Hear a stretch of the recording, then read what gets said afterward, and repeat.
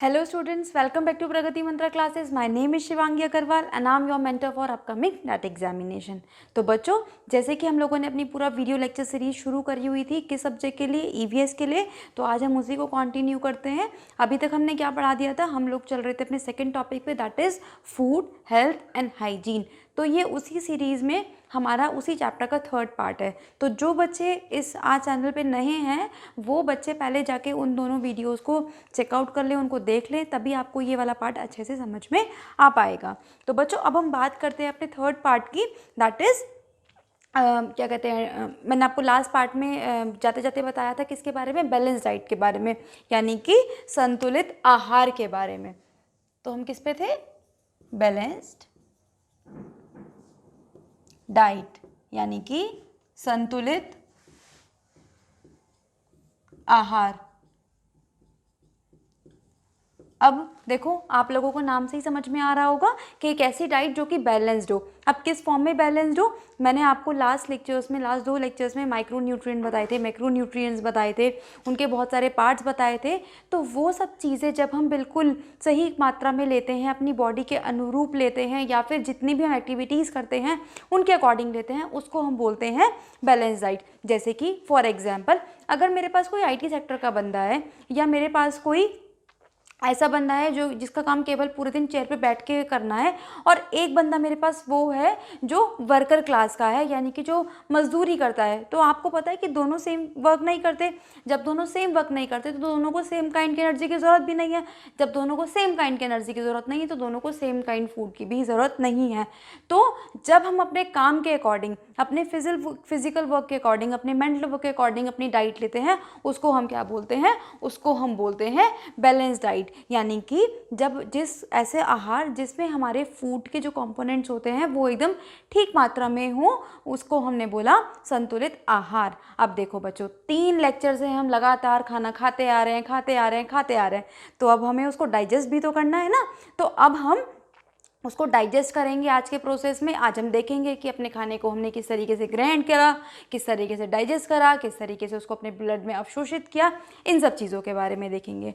तो अब जब हम फूड को इनटेक करते हैं उसके हमारे बहुत सारे कुछ प्रोसेसेस होते हैं। तो पहले आइए जानते हैं उन प्रोसेसेस के बारे में।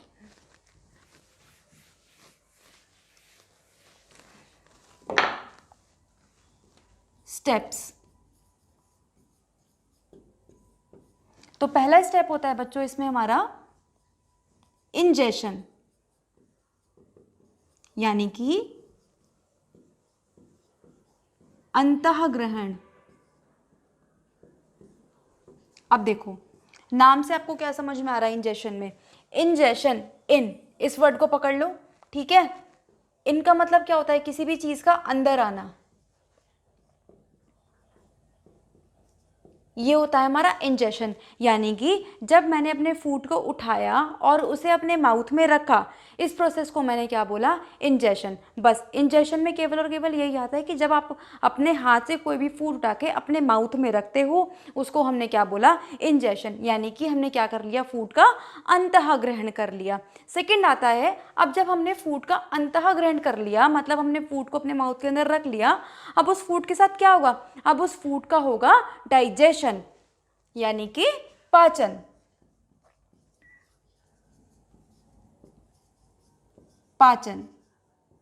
अब बच्चों डाइजेशन क्या होता है, ये तो डाइजेशन क्या होता है कि जब हमने देखा होगा, जब हम खाना खाते हैं तो वो जो फूड के पार्टिकल्स होते हैं वो कैसे होते हैं, बड़े बड़े होते हैं, ठीक है। अब इन बड़े बड़े पार्टिकल्स पे क्या किया जाता है, हम लगाते हैं क्या, मैकेनिकल फोर्स, या फिर थ्रू मैकेनिकल और केमिकल प्रोसेस। ये जो हमारा फूड होता है ये हमारा छोटे छोटे पार्टिकल्स में कन्वर्ट हो जाता है। तो मैकेनिकल को हम हिंदी में बोलते हैं यांत्रिक, और केमिकल को हम बोलते हैं रासायनिक। तो डाइजेशन का क्या मतलब होता है, break down of larger molecules into smaller molecules through mechanical and chemical processes is called digestion. अब बच्चों डाइजेशन में भी मैंने आपको बताया था कि हमारे फूड में बहुत सारी चीज़ें खाते हैं हम। जब हम बहुत सारी चीज़ें खाते हैं जैसे कि कार्बोहाइड्रेट्स लेते हैं अपने फूड में, प्रोटीन्स लेते हैं, फैट लेते हैं, तो उनका डाइजेशन सबका अलग अलग तरीके से होता है, अलग अलग जगह पे होता है। तो हमें इन चीज़ों का अभी हम देखेंगे कि कहाँ पे किस साइड पे किस चीज़ का डाइजेशन होता है और किस तरीके से होता है, उसमें कौन कौन से हमारे एंजाइम काम करते हैं, कौन कौन सी ग्रंथियाँ काम करती हैं, यानी कि ग्लैंड्स काम करती है। अभी हम इन सब चीज़ों को डिटेल में पढ़ेंगे, बस यहाँ पे हम एक ओवरव्यू लेके चल रहे हैं। तो यहाँ पे हमने डाइजेशन में क्या पढ़ा, break down of larger molecules into smaller one, यानी कि जब हम बड़े बड़े पार्टिकल्स को छोटे छोटे पार्टिकल्स में कन्वर्ट कर देते हैं। बच्चों अगर आपको लेक्चर समझ में आ रहा हो, अच्छा लग रहा हो, तो प्लीज़ उसको लाइक करना ना भूलें और अपने फ्रेंड्स के साथ शेयर करना ना भूलें। अब हम चलते हैं नेक्स्ट प्रोसेस की तरफ। अब देखो बच्चों, हमने खाना खा लिया, उसका पाचन भी हो गया, अब क्या होगा, एसिमिलेशन, ठीक, सॉरी एब्जॉर्प्शन।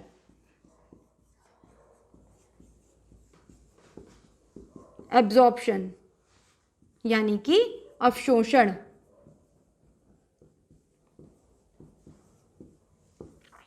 ठीक है, अब हमने जो खाना खाया उसका हमारी बॉडी में क्या होगा, उसका हमारी बॉडी में होगा एब्जॉर्प्शन। अब एब्जॉर्प्शन किस तरीके से होगा, एब्जॉर्प्शन बच्चों हमारा सबसे ज़्यादा जो होता है वो हमारा काम करता है स्मॉल इंटेस्टाइन, यानी कि जो हमारी छोटी आंत होती है।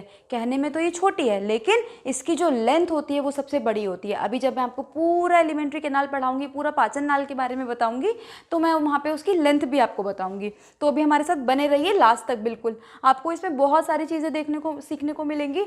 और बच्चों ध्यान रखना, अगर आपने ये टॉपिक यहाँ से पढ़ लिया, इस बात की मैं श्योरिटी दिलाती हूँ कि आपको ये टॉपिक फिर कभी पढ़ने की ज़रूरत नहीं पड़ेगी। जितनी भी चीज़ें हम सारी की सारी कवर करती चलेंगे बिल्कुल यहीं पर ही। तो एब्जॉर्प्शन देखेंगे, एब्जॉर्प्शन कहाँ पे होगा मैंने आपको बताया, तो ये होगा हमारा स्मॉल इंटेस्टाइन में, स्मॉल इंटेस्टाइन जिसको आप बोलते हो छोटी आंत। अब इसमें भी बच्चों हमारे होते हैं दो पार्ट्स, एक होता है हमारा जेजुनम और एक होता है हमारा इलियम। इसको हम बोलते हैं मध्यांत्र और इसको हम बोलते हैं शेषांत्र। इन दोनों में से भी बच्चों जो मैक्सिमम हमारा एब्जॉर्प्शन होता है वो होता है हमारा इलियम में। ध्यान रखना कि हमारा जो एब्जॉर्प्शन होता है वो कहाँ होगा, स्मॉल इंटेस्टाइन में होगा। स्मॉल इंटेस्टाइन में भी हमारे दो पार्ट होंगे, एक जेजुनम और एक होगा इलियम। और इलियम में हमें सबसे ज़्यादा एब्जॉर्प्शन जो होता है वो देखने के लिए मिलता है। अब हम चलते हैं अपनी नेक्स्ट स्टेप की तरफ, दैट इज़ एसिमिलेशन। कि भाई अब हमारा खाना हमने खा भी लिया, उसका डाइजेशन भी हो गया, अब वो पूरी तरीके से बिल्कुल अवशोषित भी हो चुका है। अब वो क्या करेगा, हमारे ब्लड में मिलेगा। अब हमारे ब्लड में किस तरीके से मिलेगा, उसका वो कैसे मिलेगा, हार्ट की हेल्प से मिलेगा। क्योंकि हमें पता है कि जो हमारा हार्ट है वो क्या है, पंपिंग ऑर्गन है, मतलब जो हमारी बॉडी में पूरे के पूरे में ब्लड को सप्लाई करता है, ब्लड को पंप करता है। तो नेक्स्ट है हमारे पास एसिमिलेशन, यानी कि मिलना। क्या मिलेगा, जो हमने फूड एब्जॉर्ब कर लिया पूरा का पूरा, वो कहाँ मिल जाएगा, हमारा ब्लड में मिल जाएगा। किसकी हेल्प से मिलेगा, हार्ट की हेल्प से। ठीक है, तो यहाँ पे हमारा क्या काम करेगा, हमारा ब्लड और हमारा हार्ट। अब देखो बच्चों, जो हमने खाना खाना था, जो हमारी बॉडी में अवशोषित होना था, वो सब कुछ हो चुका है। अब हम क्या करेंगे कि जो हमारा वेस्ट प्रोडक्ट है हमारी बॉडी से, जो हमारी बॉडी के काम के लिए नहीं है, अब वो हमारी बॉडी से बाहर निकल जाएगा। अब वो किस तरीके से बाहर निकलेगा, और उस प्रोसेस को हम क्या बोलते हैं, इजेशन। देखो बच्चों, इन दोनों वर्ड्स में कंफ्यूज मत होना, इंजेशन और इजेशन में। इनसे मैंने तुम्हें पहले ही बताया कि आयन याद रखना, इनका मतलब होता है किसी भी चीज़ का अंदर आना। तो जब हमने मतलब अपने फूड को अंदर लिया, और यहाँ पे आप ई से याद रखना एग्जिट, यानी कि किसी भी चीज़ का बाहर जाना। इजेशन मतलब होता है त्याज्य पदार्थों को शरीर से बाहर निकालना। अब ये किसके थ्रू होगा बच्चों, ये होता है हमारा लार्ज इंटेस्टाइन के थ्रू। मैं ऊपर कर रब कर देती हूँ। आई होप बच्चों आप साथ साथ नोट भी कर रहे होंगे ताकि आपको एग्जाम टाइम पे रिवीजन करने में दिक्कत ना आए। और प्लीज़ क्या कहते हैं, वीडियो लेक्चर को अपने फ्रेंड्स के साथ शेयर करना ना भूलें ताकि उन लोगों की प्रिपरेशन भी अच्छी हो सके। तो इजेशन किसके थ्रू होता है? हमारा लार्ज इंटेस्टाइन के थ्रू होता है।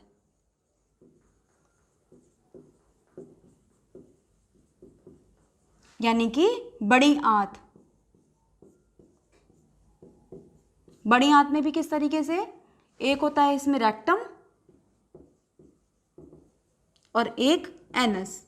इन दोनों के थ्रू जो हमारी बॉडी का एक्सक्रीटा होता है, जो हमारी बॉडी के काम में नहीं आती हैं चीज़ें, वो कहाँ चली जाती है? हमारी बॉडी से चली जाती हैं, बाहर निकल जाती हैं। किसके थ्रू? रेक्टम के थ्रू और एनस के थ्रू। तो बच्चों अब हम चलते हैं अपने नेक्स्ट टॉपिक की तरफ, यानी कि जो हमने ये चीज़ें पढ़ी अब हम इसको पढ़ते हैं बिल्कुल अच्छे से एक्सप्लेन कर करके मैं आपको समझाती हूँ। तो जैसे कि हमारा फर्स्ट स्टेप था इंजेशन। इंजेशन में हमने क्या देखा? हमने सिर्फ अपने हाथ से खाने को उठाया और अपने मुंह में रख लिया, तो उसमें तो कुछ ऐसा कुछ था ही नहीं समझने वाला। लेकिन जो हमारा सेकंड स्टेप है दैट इज डाइजेशन। अब उसको हम पूरा अच्छे से पढ़ते हैं कि डाइजेशन कहाँ से शुरू होता है, कौन कौन से पार्ट से हो के हमारा खाना कहाँ तक जाता है, उन सब चीज़ों के बारे में देखते हैं। तो हमारा नेक्स्ट टॉपिक है एलिमेंट्री कैनाल।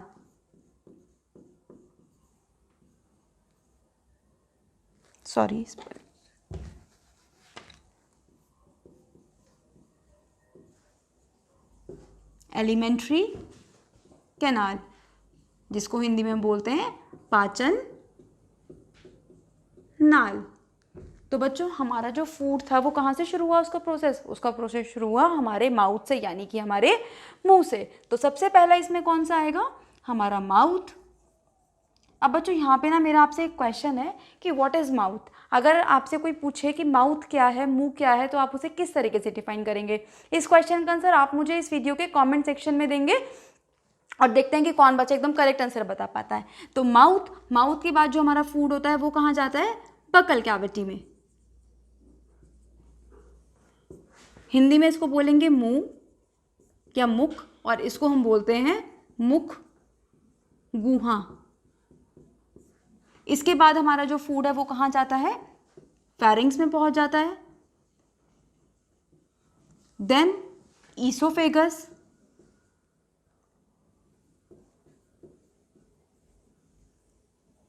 देन ये पहुंच जाता है बच्चों स्टमक में। स्टमक से होता हुआ हमारा फूड पहुंच जाता है स्मॉल इंटेस्टाइन में,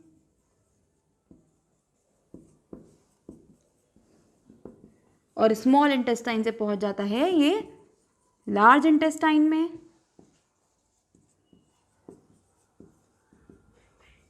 और लार्ज इंटेस्टाइन के बाद ये पहुंच जाता है रेक्टम, और एनस के थ्रू जो हमारा वेस्ट होता है वो बाहर निकल जाता है। तो अब अगर मैं इसके हिंदी की बात करूं तो इसको हम बोलते हैं हिंदी में ग्रसनी, फेरिंग्स को हम बोलते हैं हिंदी में ग्रसनी, ईसोफेगस को इसको हम बोलेंगे अमाशय, ईसोफेगस को हम बोलेंगे ग्रसिका, स्मॉल इंटेस्टाइन मैंने आपको अभी भी बताया था छोटी आंत,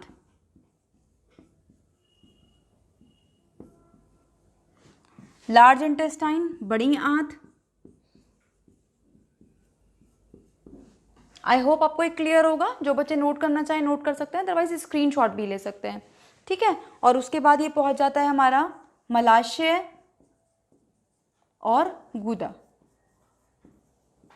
बच्चों अभी देखो मैं इसके बारे में ना आपको कुछ चीज़ें और बताती हूँ छोटी छोटी।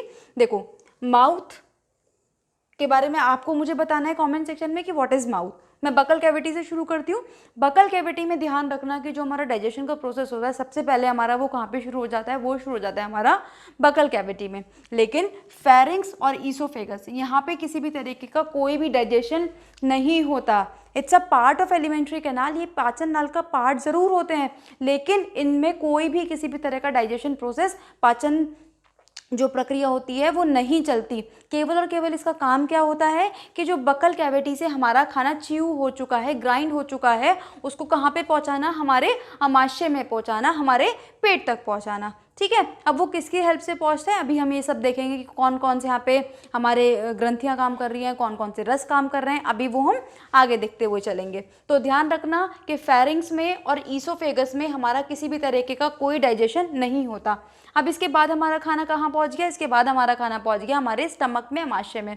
तो ध्यान रखना बच्चों, यहाँ से एक बार एक क्वेश्चन पूछा गया कि जे शेप्ड ऑर्गन कौन सा होता है, तो जो जे शेप्ड ऑर्गन होता है हमारा वो क्या होता है, हमारा स्टमक। अब स्टमक के बाद हमारा खाना कहाँ पहुँचेगा, हमारा खाना पहुँच गया हमारी छोटी आंत में, और उसके बाद जो हमारा वेस्ट होता है वो लार्ज इंटेस्टाइन में, और लार्ज इंटेस्टाइन में वो मलाशय के थ्रू होता हुआ हमारे रेक्टम और एनस से हमारी बॉडी से बाहर निकल जाता है। बच्चों जनरली जो ये रेक्टम होता है इसके बारे में याद रखना कि it's a part of large intestine, ये बड़ी आंत का ही एक पार्ट होता है मलाशय। छोटी बच्चों के बुक्स में समझाने के लिए इसको अलग से दिखाया हुआ होता है, लेकिन इट्स अ पार्ट ऑफ हमारा लार्ज इंटेस्टाइन। तो ये हमारा कुछ एलिमेंट्री कैनाल का सिस्टम था। अब कभी कभी ना आपको यहाँ पे इसकी लेंथ पूछ ली जाती है कि एलिमेंट्री कैनाल की टोटल लेंथ कितनी होती है, तो वो होती है हमारी 30 फीट्स। ध्यान रखना, ये क्वेश्चन कुछ इस तरीके के पूछ लिए जाते हैं, छोटे छोटे क्वेश्चन। अब हम चलते हैं बच्चों, ये तो थे हमारे एलिमेंट्री कैनाल के पार्ट, लेकिन इसके अलावा भी कुछ ऐसी चीज़ें होती हैं जो हमें डाइजेशन में हेल्प करती हैं। तो उनको हम क्या बोलते हैं, उनको हम बोलते हैं एसेसरी डाइजेस्टिव ऑर्गन्स। उनको हम बोलते हैं एसेसरी डाइजेस्टिव ऑर्गन। एसेसरी का मतलब क्या होता है, सहायक, सहायक पाचन अंग। यानी कि जो हमारे एलिमेंट्री कैनाल का पार्ट तो नहीं होते बट फिर भी हमारे डाइजेशन के प्रोसेस में हमारी हेल्प करते हैं। तो ऐसी होती है हमारे पास 3 चीज़ें। कौन कौन सी, पहली होती है लिवर, देन पेनक्रियास, और उसके बाद गॉल ब्लैडर। लिवर को हम हिंदी में बोलते हैं यकृत, पेनक्रियास को हम हिंदी में बोलते हैं अग्नाशय, और गॉल ब्लैडर को हम हिंदी में बोलते हैं गॉल ब्लैडर, दैट इज पित्ताशय। बच्चों आई होप आपको लेक्चर पसंद आ रहा होगा और समझ में भी आ रहा होगा, लेकिन स्टिल आपको अगर कोई डाउट है तो आप कमेंट सेक्शन में उसके लिए पूछ सकते हैं, ठीक है।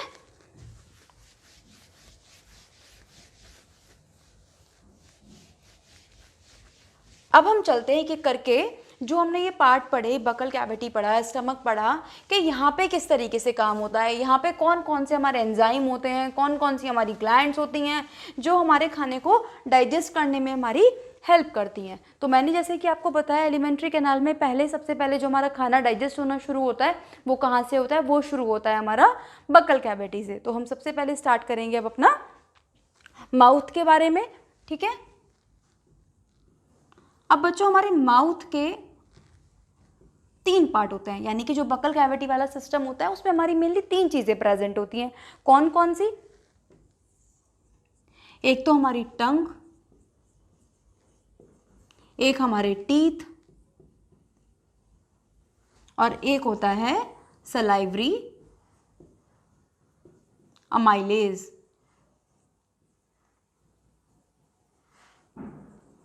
अब देखो टंग को हिंदी में हम क्या बोलेंगे, जीभ या जिह्वा, जो भी आप बोलना चाहें। टीथ को हम बोलते हैं दांत, और salivary amylase that is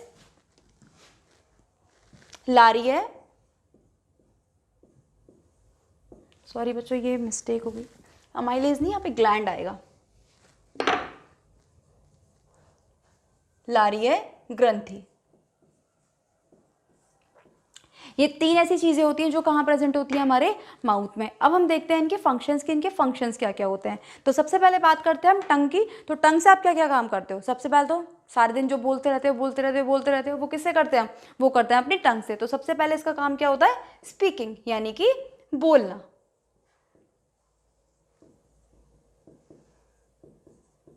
second जो इसका काम होता है वो होता है टेस्टिंग, यानी कि स्वाद, ठीक है। तो टंग का मेनली 2 काम क्या होते हैं, एक हमारा होता है स्पीकिंग और एक होता है टेस्टिंग, ठीक है। अब देखो बच्चों एक चीज़ का और ध्यान रखना कि अब हम पढ़ते हैं कि आपने देखा होगा कि हमें कहीं पे नमकीन फ्लेवर, खट्टा फ्लेवर, मीठा फ्लेवर, ये सब चीज़ें हमें कैसे फील होती हैं।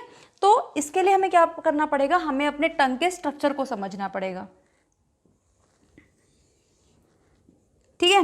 तो देखो मैं कुछ पार्ट बना रही हूँ आप लोगों के लिए। इसको हम नाम दे देते हैं ए, ये दोनों होते हैं हमारे बी, ये वाले पोर्शन सी, और ये होता है डी। ठीक है, तो अभी सीटेट एग्जाम में क्वेश्चन पूछा गया कि आपसे ना स्ट्रक्चर बना दिए गए इसके, और आपसे पूछा गया कि भाई ए कौन सा पार्ट होता है, या ए से हम कौन सा टेस्ट फील कर सकते हैं, बी से कौन सा कर सकते हैं, सी से। तो आपसे किसी भी पार्ट का पूछ लिया जा सकता है। तो सबसे पहले याद रखना, यहाँ से जो हमें सबसे आगे वाला जो हमारा टंग का पार्ट होता है, उससे क्या पता चलता है हमें, मीठा टेस्ट। ठीक है, फिर यहाँ पे हमें पता चलता है सोर, यानी कि खट्टा। ठीक है, नेक्स्ट हमारा होता है यहाँ पे सॉल्टी, यानी कि नमकीन, और यहाँ पे लास्ट में होता है बिल्कुल बिटर, कड़वा। तो बच्चों ध्यान रखना क्या, कि जब भी हम मेडिसिन लेते हैं तो हमें हमेशा अपने टंग के आगे वाले पार्ट पे उसको रख के लेनी चाहिए। क्यों? ताकि हमें वो मेडिसिन कड़वी ना लगे। हम करते क्या है, हम सोचते हैं कि जितना पीछे हम मेडिसिन को रख के लेंगे उतना ही हमें स्वेलो करने में आसानी होगी, लेकिन हम ये गलत कर देते हैं। नहीं, हमें ना आगे वाले पार्ट में रख के लेनी चाहिए, ताकि जो उसका मेडिसिन का टेस्ट है कड़वा, वो हमें उतना पता ना चले, हमें वो थोड़ी मीठी लगे। अब हम चलते हैं अपने नेक्स्ट टॉपिक की तरफ, दैट इज टीथ, दांत। तो अब देखो, दांत के एक तरह से हमारे पास कितने प्रकार होते हैं, 4 प्रकार होते हैं, 4 टाइप्स होते हैं। सबसे पहला होता है हमारा इसमें इंसीजर, फिर कैनाइन, फिर premolar and then molar. ठीक है, ये तो हमारे पार्ट्स हो गए। लेकिन अब हमें पता है कि जब हम छोटे होते हैं तो हमारे दूध के दांत टूटते हैं, है ना। तो अभी हम वो देखेंगे कि दूध के दांत टूटने से पहले हमारे टोटल दांतों की संख्या कितनी होती है, देन जो एक एडल्ट होता है, एक वयस्क होता है, उसमें हमारे दांतों की संख्या कितनी होती है। ठीक है, तो अब हम बात करते हैं टेम्पररी और परमानेंट की। हिंदी में इनके नाम देख लेते हैं। तो इसका नाम होता है हमारे पास कृंतक।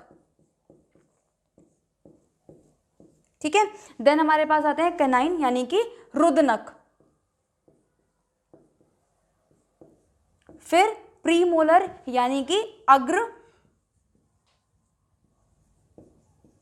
चवर्णक, और इनको हम बोलते हैं चवर्णक। अब देखो इंसीजर, जैसे कि आप लोगों ने देखा होगा, आपके घर में अगर कोई लड़की है तो प्लीज़ उसको माइंड मत करना, लेकिन स्पेशली लड़कियां ये काम करती हैं। जब उन्हें इरिटेशन हो रही होती है, गुस्सा आ रहा था अपने भाइयों पे, सबसे पहले वो क्या करती हैं, काट लेती हैं। तो जिन दांतों से आप उन्हें काटते हो, ठीक है, जो हमारे आगे वाले दांत होते हैं, वही हमारे क्या कहलाते हैं, इंसीजर्स कहलाते हैं। तो ये कौन से टीथ होते हैं हमारे, ये होते हैं हमारे कटिंग टीथ, जो कि किसी भी चीज़ को कट करने के काम में आते हैं। जितने भी आप फ्रूट्स वगैरह खाते हो, खाना खाते हो, वो सब आप किससे कट करते हो, सबसे पहले इंसीजर से ही कट करते हो। और इनकी संख्या कितनी होती है, टेम्परेरी 8, यानी कि छोटे बच्चों में ही आ जाते हैं, 4 ऊपर 4 नीचे, और टूटने के बाद ये फिर से कितने आ जाते हैं, 8 के 8 वापस आ जाते हैं। नेक्स्ट होते हैं हमारे कनाइन। कनाइन आप लोगों ने देखे होंगे, ये अभी कम देखने को मिलेंगे हमें, क्योंकि पहले के लोग जब कच्चा मांस खाया करते थे, फ्लैश खाते थे, रॉ मीट खाते थे, उसमें ज़्यादा काम आता था। क्यों? क्योंकि फ्लैश को फाड़ने के, तो ये किसका काम करते हैं, वियर एंड टीयर का काम करते हैं, यानी कि किसी भी चीज़ को फाड़ने का काम करता है। इसीलिए आपने देखा होगा जितने भी हमारे नॉन वेजिटेरियंस होते हैं एनिमल्स, जैसे कि आप डॉग ले लो, लॉयन ले लो, उसमें ये बहुत अच्छे से डेवलप्ड होते हैं। तो कैनाइन कितने होते हैं हमारे पास, कैनाइन होते हैं हमारे पास 4, ठीक है। और टूटने के बाद ये फिर से आते हैं परमानेंट में, कितने, 4। लेकिन अगर मैं प्री मोलर की बात करूं तो प्री मोलर हमारे टेम्पररी में नहीं होते, यानी कि जो छोटे बच्चे होते हैं उनमें दूध के दांत टूटने से पहले प्री मोलर्स, यानी कि जो अग्र चर्मवर्णक होते हैं, वो नहीं आते। अब इनका काम क्या होता है, मोलर और प्री मोलर का, इनका काम होता है बच्चों ग्राइंड करना, च्यू करना यानी कि किसी भी चीज़ को चबाना, किसी भी चीज़ को पीस कर उसका चूरा बना देना, वो किसका काम होता है? मोलर और प्री मोलर्स का। ठीक है, और मोलर्स कौन से होते हैं? मोलर्स होते हैं बच्चों हमारी दाढ़। ठीक है, तो ये प्री मोलर जो होते हैं टेम्परेरी यानी कि छोटे बच्चों में नहीं आते, लेकिन अगर मैं एक एडल्ट की बात करूँ तो उसमें इनकी संख्या होती है 8। वहीं अगर मैं मोलर की बात करूँ तो इनकी संख्या होती है हमारे पास 8, 4 ऊपर और 4 नीचे, और यहाँ पे भी उनकी संख्या कितनी होती है? 8 प्लस 4। अब ये 4 कौन से होते हैं? ये 4 होते हैं बच्चों हमारे विजडम टूथ, जिसे हम बोलते हैं अक्ल दाढ़। लेकिन ध्यान रखना, इसका हमारी अकल से कोई रिलेशन नहीं होता। बस इसको अक्ल दाढ़ हमने क्यों बोला? क्योंकि it's a sign of maturity, कि ये परिपक्वता का साइन होता है कि अब हमारी बॉडी जो है अब पूरी तरीके से हम मेच्योर हो चुके हैं, इसीलिए हमने बस इसको क्या बोल दिया? विजडम टीथ बोल दिया। तो बच्चों अगर मैं इनका टोटल करूँ तो ये कितना हो जाता है? ये हो जाते हैं मेरे 20 और ये हो जाते हैं मेरे 32 टीथ। इस तरीके से हमारे अंदर किसी भी एडल्ट के अंदर 32 टीथ पाए जाते हैं। जनरली ये सब में अभी भी डेवलप नहीं हो पाते, कुछ ही लोगों में पूरे फुली डेवलप्ड हो पाते हैं। तो क्वेश्चन किस तरीके से आ सकता है? क्वेश्चन इस तरीके से आ सकता है कि जो बच्चे के टेम्परेरी टीथ होते हैं वो कितने होते हैं, या जो परमानेंट टीथ होते हैं वो कितने होते हैं। उसमें से भी फिर ये कैटेगरी वाइज पूछ सकता है या फिर इनके फंक्शंस पूछ सकता है। तो आपको इनके फंक्शन भी याद रखने हैं प्लस इनके संख्या भी याद रखनी है। तो ये हमने 2 चीज़ यहाँ पे कवर कर ली, टंग और टीथ। अब हम चलते हैं सलाइवरी ग्लैंड की तरफ, यानी कि लारिय ग्रंथि। अब देखो बच्चों, जितनी भी हमारी बॉडी में ग्रंथियां होती हैं उनका काम क्या होता है? उनका काम होता है कि किसी भी एक रस का स्राव करना, किसी भी एक रस को रिलीज करना। तो ये कौन सा रस निकालता है? यानी कि जो हमारा सलाइवा होता है उसमें से क्या निकलता है? उसमें से निकलता है टाइलिन या फिर सलाइवरी अमाइलेज। ये दोनों बच्चों बात एक ही है, जस्ट इसके नाम अलग अलग हैं। इसको हिंदी में टाइलिन ही बोला जाता है और इसको हम बोलते हैं लारिय एमाइलेज। बच्चों अगर आपको समझ में आ रहा हो तो प्लीज़ हमारे वीडियो को लाइक करना ना भूलें, अपने फ्रेंड्स के साथ शेयर करना ना भूलें। आपको लग रहा होगा मैम ये चीज़ बार बार बोलती रहती हैं, लेकिन बच्चों देखो अब आप इतना दूर बैठे हो मुझसे और तो मैं किसी तरह से कनेक्ट नहीं कर सकती आपसे। बस मैं आपको किस तरीके से बता सकती हूँ या मुझे किस तरीके से लगेगा कि आप मेरे साथ शेयर कनेक्ट हो पा रहे हो। तो जब आप मेरी वीडियो को लाइक करोगे, शेयर करोगे अपने फ्रेंड्स के साथ, चैनल को सब्सक्राइब करोगे, तभी तो मुझे पता चल पाएगा ना कि आप लोग को चीज़ें समझ में आ रही हैं, आप लोग को वीडियोज़ पसंद आ रही है, या आप चाहते हैं कि मैं इसी तरीके से और वीडियोस बनाऊं। तो अब देखो बच्चों, ये जो हमारा सलाइवा होता है, सलाइवरी अमाइलेज होता है, ये सबसे पहले किसका डाइजेशन करता है? ये सबसे पहले डाइजेशन करता है हमारे कार्बोहाइड्रेट्स का। कार्बोहाइड्रेट्स, ठीक है। अभी बच्चों हम आगे पूरा पढ़ेंगे कि कार्बोहाइड्रेट्स हमारा किस तरीके से होता है। ऐसा नहीं है कि पूरा का पूरा कार्बोहाइड्रेट हमारा बकल कैविटी में ही डाइजेस्ट हो जाएगा, नहीं। अभी आगे हम पढ़ेंगे कि कैसे कैसे कहाँ पे क्या क्या डाइजेस्ट होता है और किस तरीके से होता है। तो ये था हमारा माउथ का पार्ट। अब हमने क्या पढ़ा था माउथ के बाद? हमने देखा था हमारा खाना फेरिंग से होते हुए, ईसोफेगस से होते हुए कहाँ पहुँच जाता है? हमारा खाना पहुँच गया अब हमारे स्टमक में, यानी कि अमाशय में। तो स्टमक में क्या होता है? यानी कि अमाशय। अमाशय में प्रेजेंट होती हैं गैस्ट्रिक ग्लैंड्स। जो बच्चों हमारा पेट होता है ना, वो उसकी जो वॉल्स होती हैं वो सिक्रीटिव होती हैं। सिक्रीटिव का मतलब कि वो एक जूस को सिक्रीट करती रहती हैं। किसकी हेल्प से? उसमें क्या प्रेजेंट होती है? उसमें प्रेजेंट होती है हमारी गैस्ट्रिक ग्लैंड्स, यानी कि जठर ग्रंथियां। और ये जो जठर ग्रंथियां होती हैं ये क्या बनाती हैं? ये बनाती हैं गैस्ट्रिक जूस, यानी कि जठर रस। और इस जठर रस में अब क्या प्रेजेंट होता है? इस जठर रस में हमारी 2 चीजें प्रेजेंट होती हैं मेनली। एक हमारे पास होता है पेप्सिन और एक होता है HCl, ठीक है। पेप्सिन को हिंदी में हम पेप्सिन ही बोलते हैं। और ये आपने सुना ही होगा, बहुत देखा होगा, इस एसिड का बहुत फेमस एसिड है ये, हाइड्रो क्लोरिक अम्ल। और ये किसकी मेनली डाइजेशन साइट होती है? ये हमारी डाइजेशन साइट होती है मेनली फॉर प्रोटीन्स। यानी कि यहाँ पे हमारा किसका डाइजेशन हो जाता है? प्रोटीन्स का डाइजेशन। बट वही सेम चीज़ जैसे कि कार्बोहाइड्रेट्स में थी, पूरा का पूरा डाइजेशन यहाँ कंप्लीट नहीं होता। ठीक है, अब जो हमारा खाना है बच्चों वो यहाँ के बाद कहाँ पहुँच गया? स्टमक के बाद वो पहुँच जाता है हमारी स्मॉल इंटेस्टाइन में। अब बच्चों मैंने आपको मैक्रोन्यूट्रिएंट्स पढ़ाए थे। जिन बच्चों ने मेरे पहले लेक्चर्स ना देखे हों वो ज़रूर देखना, तभी आपको पता चलेगा मैक्रोन्यूट्रिएंट्स क्या होते हैं। तो मैक्रोन्यूट्रिएंट में हमने कार्बोहाइड्रेट का डाइजेशन देख लिया, प्रोटीन का देख लिया। अब हमारे कौन से बचते हैं? अब हमारे बचते हैं फैट्स यानी कि वसा। तो उनका डाइजेशन कहाँ पे होता है? उनका डाइजेशन होता है हमारा स्मॉल इंटेस्टाइन में, यानी कि छोटी आंत। अब छोटी आंत में किस तरीके से होता है? देखो, छोटी आंत में दो तरफ से दो चीज़ें आती हैं। कहाँ कहाँ से? एक तो हमारी लिवर से जूस आते हैं यहाँ पे, और एक आते हैं हमारे पेनक्रियास से। ठीक है, एक लिवर से यानी कि यकृत से, और एक आते हैं हमारे पेनक्रियास यानी कि अग्नाशय से। और दोनों आके किस पे काम करते हैं? वो दोनों काम करते हैं फैट्स पर यानी कि वसा पर। और यहाँ पे हमारा क्या डाइजेस्ट होता है? यहाँ पे हमारे डाइजेस्ट होते हैं वसा। बच्चों अब स्मॉल इंटेस्टाइन में जितनी भी चीज़ें हमारी बच गई थी, जैसे कि जो हमारे कार्बोहाइड्रेट्स थे जो बकल कैविटी से आए थे डाइजेस्ट होके, अब वो यहाँ पे उनका फुली डाइजेशन हो जाएगा। ऐसे ही प्रोटीन्स का और ऐसे ही फैट्स का। मतलब कुल मिला के कहने की बात है, जितनी भी चीज़ें हमारी डाइजेस्ट होके कम डाइजेस्ट होके अभी तक आई हैं, अब वो स्मॉल इंटेस्टाइन में आके पूरी तरीके से डाइजेस्ट हो जाएगी। तो बच्चों अब आगे बढ़ने से पहले ना एक छोटा सा चार्ट देखते हैं कि कौन कौन सी किसकी डाइजेशन साइट है। कभी कभी आपसे क्वेश्चन पूछ लिया जाता है कि जो प्रोटीन है वो कहाँ पे डाइजेस्ट नहीं होगा या प्रोटीन कहाँ पे डाइजेस्ट होगा। तो उसको याद रखने का एक इजी तरीका हम एक टेबल की फॉर्म में देख लेते हैं। तो हमने तीन चीजें पढ़ी, क्या क्या? एक हमने पढ़ा था बकल कैविटी,